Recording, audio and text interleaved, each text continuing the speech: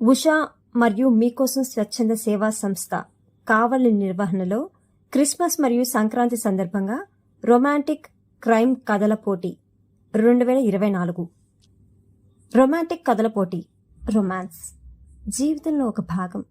చీచా అంటూనే ప్రతి మనిషి శృంగార రసభరిత జీవితం కోసం పరితపిస్తాడు. మంచి శృంగార జీవితానికి వయస్సుతో నిమిత్తం లేదు.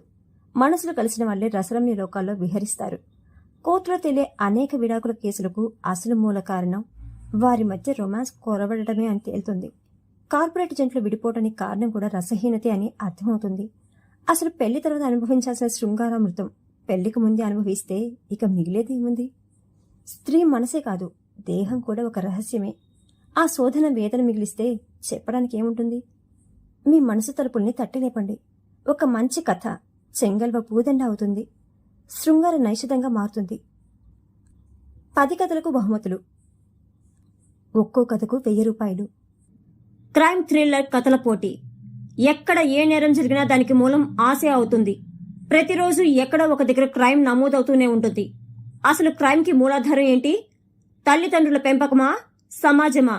మానసిక వైకల్యమా? ప్రేమించకపోతే ఒకడు కత్తి దూస్తాడు. ప్రేమించాక ఒకడు మరొకరితో అక్రమ సంబంధం పెట్టుకుని భాగస్వామిని ముక్కలుగా చేసి సూట్ కేసులో దాచి ఎక్కడో పారేస్తాడు. మరొకడు ఇంకా పాశవికంగా ఫ్రిడ్జ్లో పెడతాడు.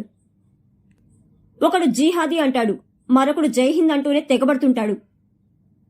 ప్రభుత్వ కార్యాలయాలు ఒకవైపు అవినీతి కార్ఖానాలుగా మారిపోతే మరోవైపు ప్రైవేటు భాగస్వామ్యం దేశాన్ని లూటీ చేస్తుంది. ఏ బ్రిడ్జి కట్టడం వెనుక ఏ అవినీతి ఉందో తెలియదు. ఏ ప్రాజెక్టు వెనుక ఏ కుంభకోణం దాగుందో తెలియదు. నిన్న మామూలుగా ఉన్నవాడు ఇప్పుడు ఖద్దరు వేసుకుని కోట్లకు పడగెత్తుతున్నాడు.